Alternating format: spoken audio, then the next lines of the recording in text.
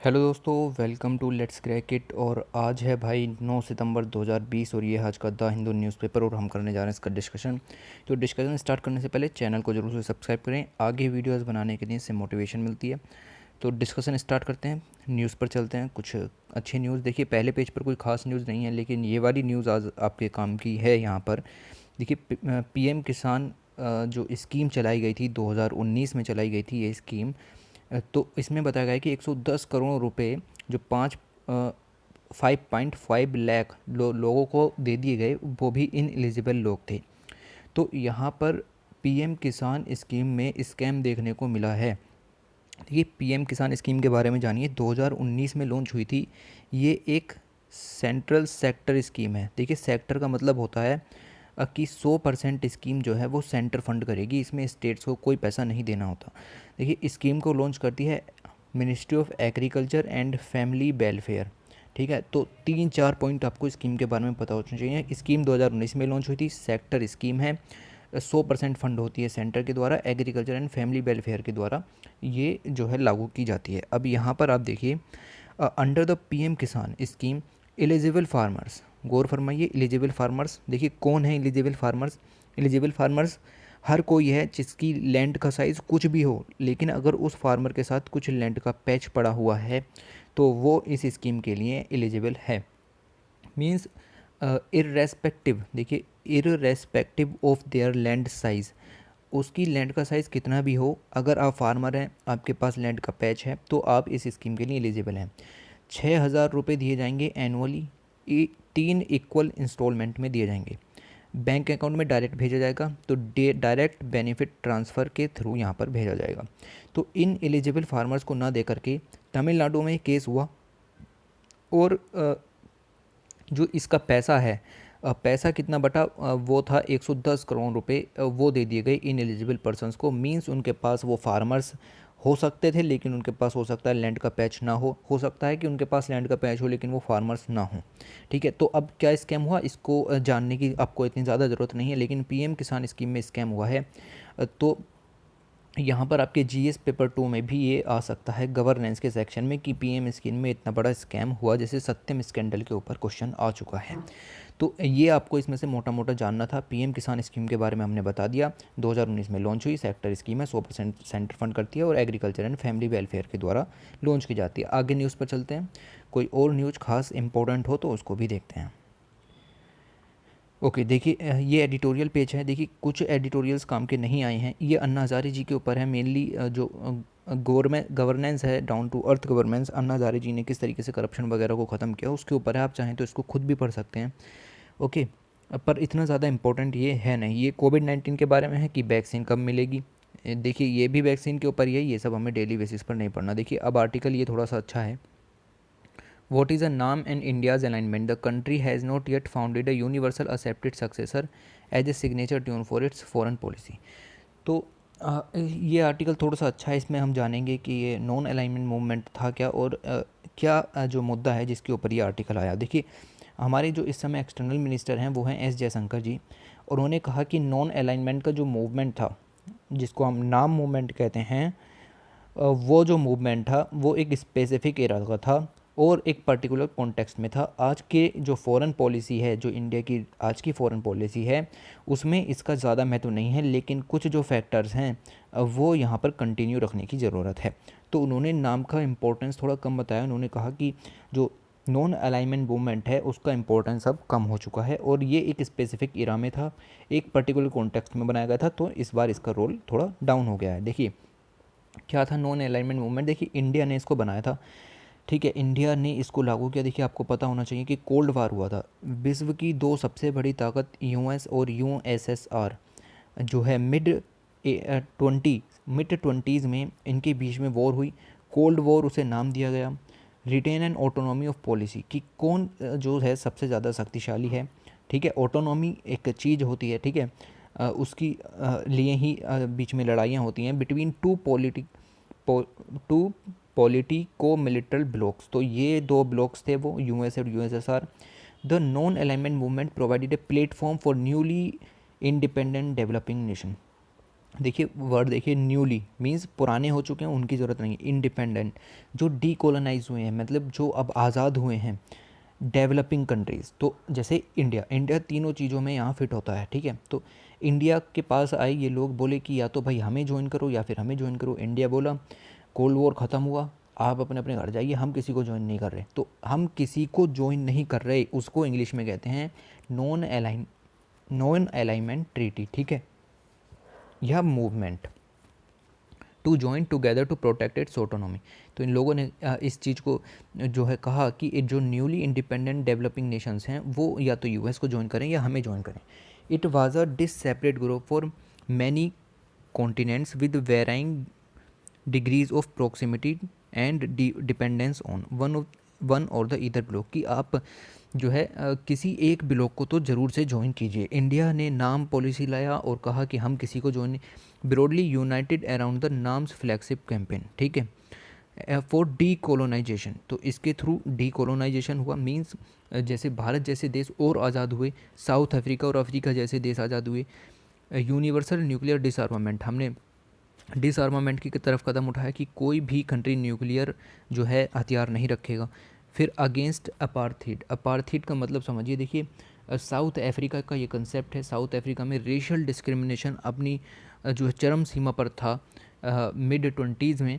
तो उस चीज़ को यहाँ पर एक नाम दिया गया अपार्थाइड। तो उस सब के खिलाफ, रेशियल डिस्क्रिमिनेशन के खिलाफ यहाँ मूवमेंट शुरू हुई। इस दुनिया में अच्छी अच्छी चीज़ें शुरू हुई पोस्ट कोल्ड वॉर एरा में। तो एक ब्लॉक ख़त्म हुआ, कोल्ड वार ख़त्म हुआ, तो उसके बाद कोई तो हारना था, यूएसएसआर हारा, आपको पता है। उसका डिसइंटीग्रेशन हो गया, कई सारी जो देश हैं वो उससे अलग हो गए।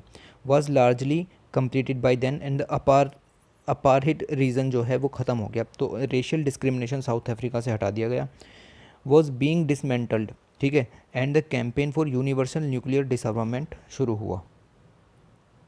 ऑलराइट, ओके, यहाँ देखिए चाइना फैक्टर। तो अब चाइना के साथ जो हमारी जो है लड़ाई चल रही है, तो उसी के ऊपर यहाँ पर आया कि inhabitation and make a decisive shift towards the United Nation. तो अब चाइना के साथ लड़ाई है तो हमें यूनाइटेड नेशन की तरफ शिफ्ट करना चाहिए, हमें उससे अलाइनमेंट कर लेना चाहिए। लेकिन the government has been more nuisance to approach, external minister ने कहा, जो एस जयशंकर जी हैं, उन्होंने कहा that a rejection to non alignment does not mean a rush to alignment. अब इसका मतलब नहीं है कि हमने कहा कि नॉन अलाइनमेंट मूवमेंट का आज के ज़माने में रोल कम हो गया है। इसका मतलब ये नहीं है कि हमारे कंट्री से अलाइनमेंट करते हुए चलेंगे। India will not join an alliance system, तो इंडिया कोई अलायंस सिस्टम ज्वाइन नहीं करेगा। The fact is that alliance is as much as cold war concept, तो ये कोल्ड वॉर के टाइम का कंसेप्ट है, एज नॉन अलाइनमेंट के रूप में यहाँ यूज़ हुआ था। During the cold war the glue, जिसने कंट्रीज़ को अलायंस करने की कोशिश की, जिसने कंट्रीज़ को जोड़ने की कोशिश की, together was composed of ideological convergence. तो लोगों के जो आइडियोलॉजी है, जो जिसको वो मान करके चलते हैं, उसको बदल करके उनको जोड़ने की कोशिश की और मिलिट्री थ्रेट के थ्रू जोड़ने की कोशिश की। लेकिन जब कोल्ड वॉर ख़त्म हुआ, यूएसएसआर का डिसइंटीग्रेशन हुआ, फिर ये जो गिलू था जिससे द्वारा आपने जोड़ा हुआ था, ये डिज़ोल्व हो गया and the international opposition of alliance partner bite. और जो है जो कंट्रीज़ इसके साथ ग्लू के थ्रू जुड़ी हुई थी मिलिट्री थ्रेट से या आइडियोलॉजिकल कन्वर्जेंस से, वो सब अलग हुई, वॉर्सो पैक्ट यहाँ पर लागू हुआ। तो देखिए इस आर्टिकल में जो हमारे काम का था वो सिर्फ इतना था जो मैंने हाईलाइट करके आपको पढ़ा दिया, ठीक है। अब आपको लगता है कि मुझे ये भी पढ़ना है तो फिर आप इसको पढ़ सकते हैं। देखिए द हिंदू न्यूज़पेपर आपको मिल जाएगा, आप नीचे जाइएगा, वहाँ टेलीग्राम लिंक पर आपको मिल जाएगा। ओके, तो इसके अंदर हम इतना ही पढ़ेंगे, आगे चलते हैं, कुछ और अच्छी न्यूज़ें देखते हैं। देखिए ये देखिए, सुप्रीम कोर्ट ने कहा है सेंटर को कि ministry circular on road on चार धाम, तो चार धाम प्रोजेक्ट को यहाँ रोकने की बात की गई। देखिए चार धाम प्रोजेक्ट जो है ये नरेंद्र मोदी जी का एम्बिशियस प्रोग्राम है। अब 12,000 करोड़ रुपए का एम्बिशियस चार धाम प्रोजेक्ट की जो है यहाँ पे बात हुई है, ठीक है। देखते हैं कि क्या लिखा हुआ है।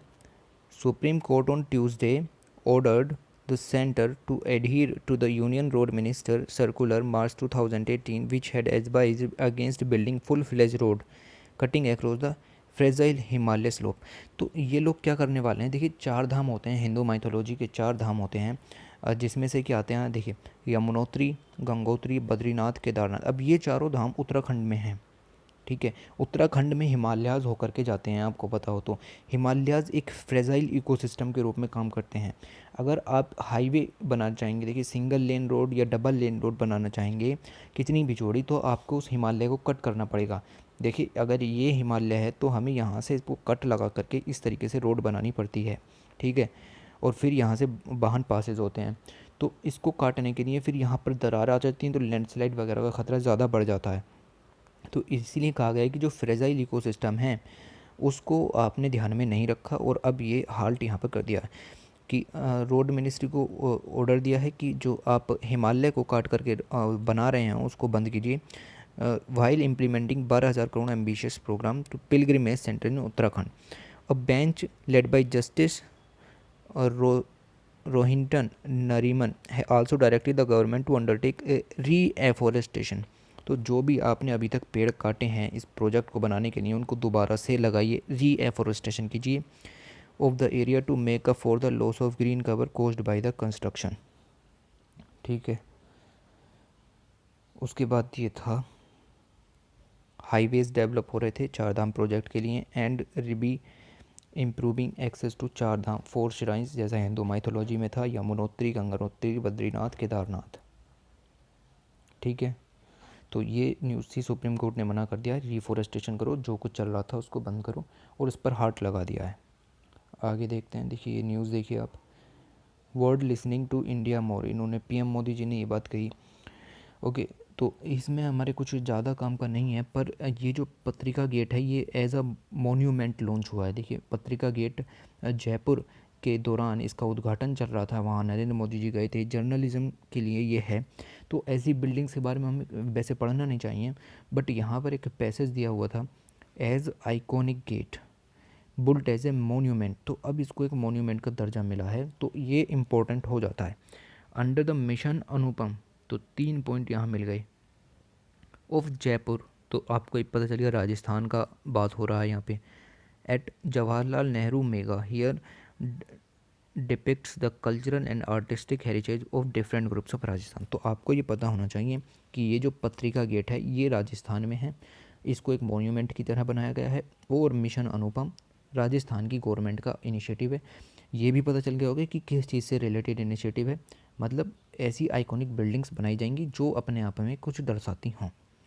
उसके बाद ये वाली न्यूज़ देखिए, 40% जो बच्चे हैं वो वैक्सीनेटेड नहीं हो रहे हैं। देखिए 8 वैक्सीन्स लगवानी होती हैं आपको आपके बचपन के दौरान, ठीक है, ओके।